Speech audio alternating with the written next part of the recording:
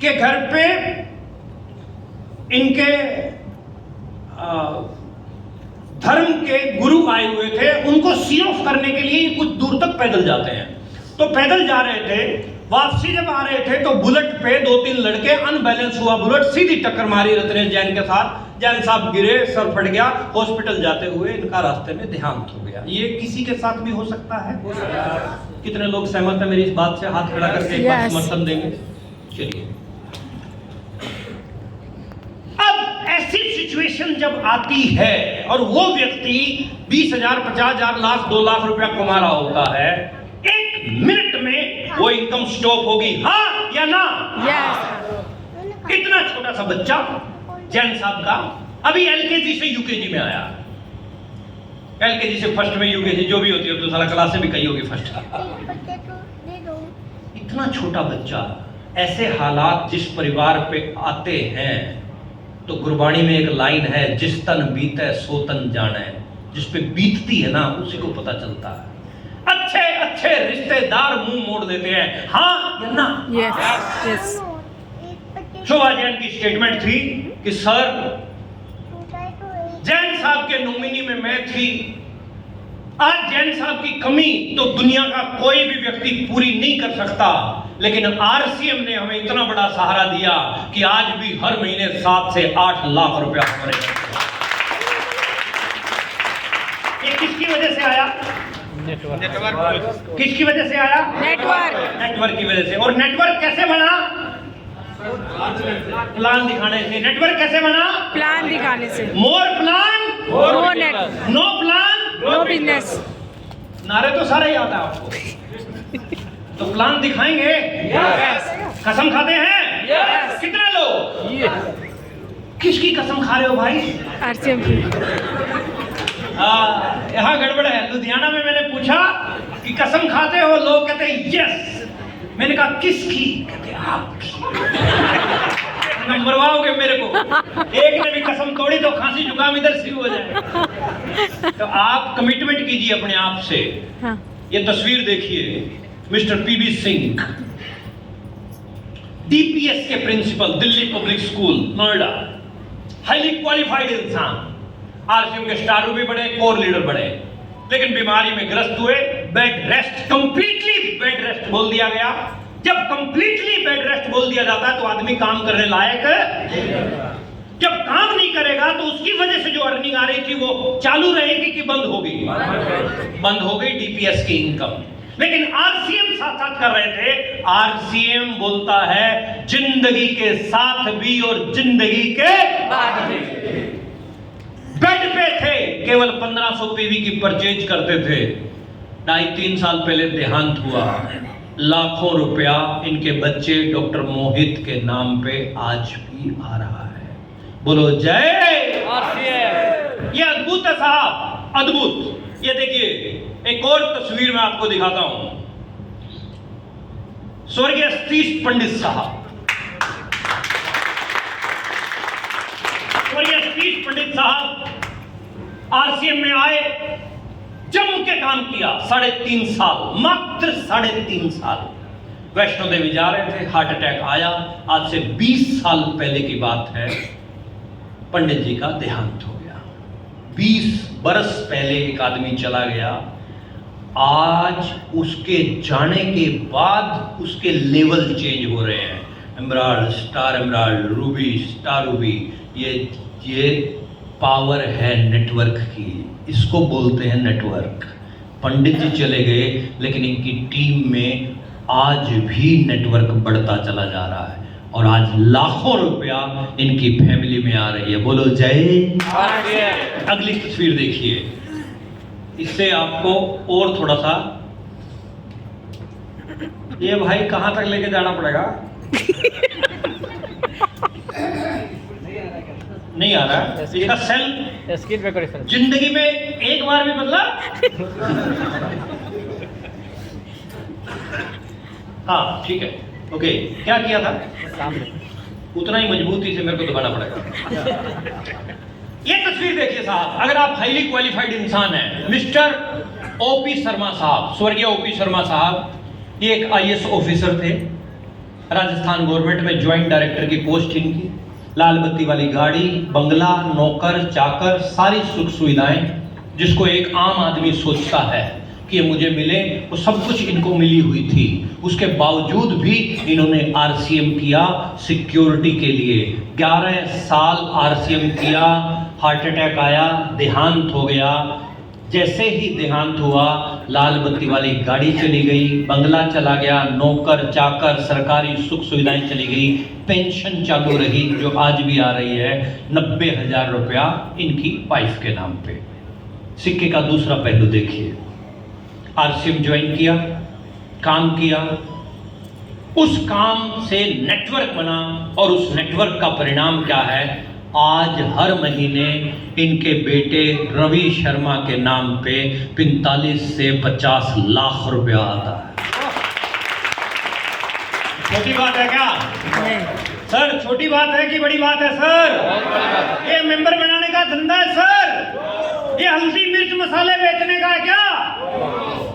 अरे बोलो ना सर। Yes. बोलो शिवान, या जिंदगी बनाने का है? जिंदगी बनाने का। बोलो ना सर। ये जिंदगियां बदलने का धंधा है भाई, ये लाइफ चेंज करने का धंधा है। ये आप पकड़ो और इसको बढ़ाते रहो वहीं बैठे बैठे। हम राष्ट्रीय स्तर पर एक बड़े अभियान में काम करते हैं जिसका मकसद है नए भारत का निर्माण, बिल्ड ए न्यू इंडिया। कितने लोग हमारा साथ देने के लिए तैयार हैं? क्या बात है, थैंक यू वेरी मच। और यह अभियान क्या बोल रहा है हमें? आगे बढ़ाओ। यह अभियान क्या बोल रहा है कि इसका करैक्टर देखिए, कंपनी का करैक्टर। कंपनी क्या बोलती है? खुशहाल यहाँ पर सुख शांति से पूर्ण जीवन हो, सब काम करें अपना अपना, खुद पूरा करें अपना सपना। कोई कंपनियां बोलती हैं। आगे बढ़ो। कोई हाथ ना पहले ना। अरे आगे बढ़ो, जन स्वावलंबी। स्लाइड आगे बढ़ाओ। हमारी कंपनी के संस्थापक डीसी सर का स्टेटमेंट क्या है? आरसीएम का उद्देश्य जन जन के जीवन को सुंदर और समृद्ध बनाना है। आरसीएम इसकी सशक्त और स्थायी नींव रखना चाहता है। इसकी सारी तैयारियां ख्याली चमत्कारों और अस्थायी प्रलोभनों की बजाय व्यवहारिक, सत्य और दूरगामी परिणामों पर आधारित है। कोई कंपनियां बोलती हैं ऐसा? ओडी, मर्सिडीज, दुबई टूर, पता नहीं क्या क्या, यहां कहीं आया? आरसीएम में खुली किताब है साहब। ये मुख्य उद्देश्य है, 3 मुख्य उद्देश्य: स्वास्थ्य रक्षा, स्वावलंबन और महिला सशक्तिकरण। इनके ऊपर आरसीएम काम कर रहा है जबरदस्त। बोलो, उद्देश्य ठीक है कि गलत है? आगे बढ़ो सर। स्वास्थ्य रक्षा की अगर मैं बात करता हूं तो आज से 15 बरस पहले बर्गर नाम की कोई चीज हिंदुस्तान में नहीं थी। हाँ या ना? एक प्लेट में बर्गर रखो, दूसरी प्लेट में आप प्योर भोजन रखो बिहार का, दोनों प्लेट डाइनिंग पे रखो और अपने बच्चे को बोलो, जा बेटा खा। क्या खाएगा? बर्गर। शादी में जाते हैं हम लोग, फ्रूट का स्टॉल होता है, जूस का स्टॉल होता है, बगल में चाउमीन और पिज्जा होता है। भीड़ ज्यादा कहाँ होती है? चाउमीन पर। सेहत के लिए बढ़िया क्या है? फ्रूट और जूस। फ्रूट और मम्मियाँ सारी कहाँ होती है? फ्रूट। अब नहीं होता है। पॉइंट को पकड़ो सर, पीछे पॉइंट को पकड़ो।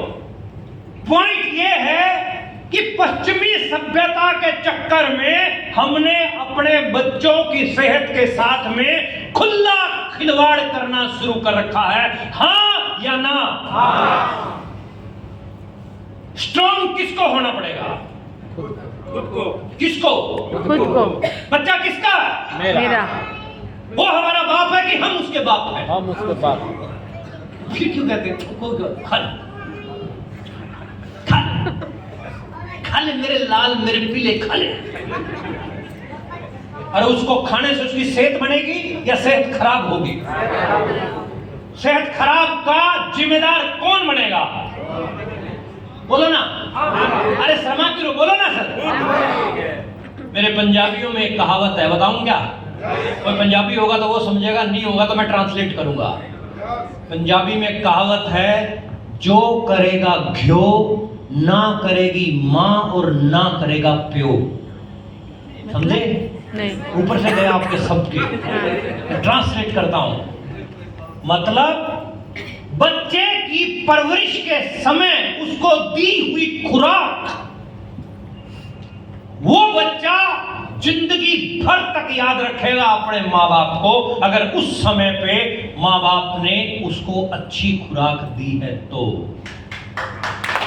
अच्छी खुराक। इसीलिए मैं बार बार बोलता हूं, बच्चे पैदा करना इंपॉर्टेंट नहीं है, parenting is very very important. पालन पोषण इंपॉर्टेंट है। क्या जा रहा है शरीर में बच्चे के, चेक कीजिए। अगर बर्गर ही खिलाओगे तो हिंदुस्तान का कर्णधार कमजोर हो जाएगा। हमें हिंदुस्तान के कर्णधार को मजबूत करना और इसमें हम सब लोगों की मोरल ड्यूटी है। क्यों बोल रहा हूं मैं ये? आज पूरे वर्ल्ड की नजर इंडिया के ऊपर है। पूरे संसार में सबसे ज्यादा यंग अगर किसी कंट्री के अंदर है तो वो इंडिया है। भाई दुश्मन भी बहुत है, इसलिए अपनी प्योर खुराक को टाइट होके बच्चों को देना शुरू करो। थोड़ा सा टाइट हो जाओ मम्मियों, थोड़ा टाइट हो जाओ बापू लोगो, ओ पिताजी थोड़ा सख्त हो जाओ, थोड़ा अमरीश पुरी बन जाओ। अच्छा अपने टाइम में क्या था कि 8-8, 10-10 बच्चे होते थे। अब बच्चा जिद करता था तो पेरेंट्स कहते नहीं फट नहीं मिलेगा। तो थोड़ी देर में बच्चा सोचता था कि मिलने वाला नहीं है, कोई प्रयास करने का जरूरत नहीं है, इन तिलों में तेल नहीं है, तो थोड़ा बैठ जाता था। तो आज की डेट में बच्चा मांगता मम्मी बर्गर, मम्मी कहती जो कोई मंगवा लो, एक बाइट में भी ले लूंगी, बहुत दिन हो गए। इन्वॉल्वमेंट है अपनी भी। अगर बच्चा खराब खा रहा है उसमें इन्वॉल्वमेंट है अपनी भी। मैं कहता हूं ये जंक फूड, पीछे रहो, मैं जंक फूड, पैक फूड, गुटखा, ये खतरनाक चीजें हैं सर। एक आदमी गुटखा खा रहा है, शिद्दत के साथ खाता है, उसको बोलो मत खा, कॉन्फिडेंस से बोलता है, खुद कमा के खा रहे हैं, किसके बाप का खा रहे हैं। बोलता है कि नहीं बोलता? अच्छा ईमानदारी से बताइएगा, वो गुटखा खा रहा है या गुटखा उसको खा रहा है? गुटखा उसको खा रहा है। एक आदमी एक दिन में कितने गुटके लपेट जाता होगा? 10-20 तो खाई जाता। 10-15-20। हाँ खाई जाता। मैं सुल्तानपुर में उतरा, अब बताता हूँ आपको बात। तो ये टैक्सी वाले आते हैं ना फटाफट, तो टैक्सी वाले आगे, मेरा बैग था मेरे साथ में, तो पूरा उसने मुंह भर रखा, पूरा हैंग कर रखा। मेरे पास आया और ऐसे मैंने कहा इसको थूक के आओ, तो उसने देखा पार्टी ठीक है, फटाफट थूक के आया मेरे पास पे। और फिर मुझसे बोलता सर, मैंने कहा हाँ बोलो। बोलता सर कहाँ जाओगे? मैंने कहा कहीं नहीं। कहता सर कहीं नहीं जाना था तो थुकवाया क्यों? अब हम टेंशन में थे कि जब तक हमें समझ में नहीं आएगा कि तुम बोलना क्या चाह रहे हो, तब तक हम तुम्हें जवाब कैसे दे सकते हैं। इतने में मेरे को रिसीव करने वाले लड़के आके कहते क्या हुआ सर? मैंने कहा कुछ नहीं, बस बातचीत चल रही थी भाई के साथ में। तो गुटखा शिद्दत के साथ आप खा रहे हैं, किसी के बाप का नहीं खा रहा हूं, खुद कमा के खा रहा हूं। आप खाइए सर, लेकिन आप 30 साल तक 40 साल तक कंटिन्यू खाते हैं, एक फ्री वाली चीज मिलेगी जिसका नाम है कैंसर। और आपको कैंसर से बचाने के लिए आपकी पत्नी के गहने बिकेंगे, आपके बाप की जायदाद बिकेगी, सारे परिवार की जोड़ी हुई जमा पूंजी एक आदमी की जान को बचाने के लिए लग जाएगी। हाँ या ना? इसका जिम्मेदार कौन है? खुद का खा रहा है कि सारे परिवार का खा रहा है? सारे परिवार। अब की बार जब पुड़िया खरीदो तो ये मत सोचना कि ये 10 रुपए की या 5 रुपए की पुड़िया है। ये सोचना कि ये वो जायदाद बना रखी है ना, जो गहने बना रखे हैं, सारे इसी पुड़िया यही लेके जाएगी। हरियाणा की बात बताता हूं, एक आदमी दारू पी रहा था, दूसरा आदमी उसके पास बैठा था, उसको बहुत खांसी हो रही थी, खांसी करता जा रहा है। और वो बोलता है जो दारू पी रहा था, कहता ये ले थोड़ी दारू पी, तेरी खांसी चली जाएगी। कहता है दारू से खांसी चली जाएगी?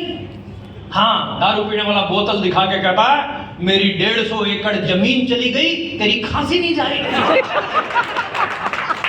तो ये चीजें बहुत अच्छी नहीं है साहब, ये सब कुछ खत्म कर देती हैं। इसीलिए बी अवेयर, थोड़े से संस्कारी बनो, जो व्यक्ति खुद गुटखा खाता है वो अपने बच्चे को नहीं बोल सकता कि बेटा ये बुरी चीज है। समझ पा रहे हैं मेरी बात को? बुरा तो नहीं मान रहे हैं? पक्का मान रहे हो तो तसल्ली से मानो। अपने फर्क नहीं पड़ता, लेकिन मेरी इस बात से अगर एक व्यक्ति भी सुधर गया तो मैं सोचूंगा कि सिवान में मेरा आना सफल रहा। अच्छी चीजों का पालन करो सर। 20-25 गुटके खा जाते हो, साला 100 रुपए के गुटके, 100 रुपए का फ्रूट लेके जाओ। पत्नी खाएगी, बच्चा खाएगा, माँ खाएगी, पिताजी खाएंगे, खुशहाल जिंदगी हो जाएगी। खुशहाल जिंदगी। अच्छी चीजें लेके जाओ, बुरी चीजें लेके जाओगे, बुरे परिणाम आएंगे। ओके, आगे बढ़ते हैं सर। आज मेडिकल सेवाओं का व्यवसायीकरण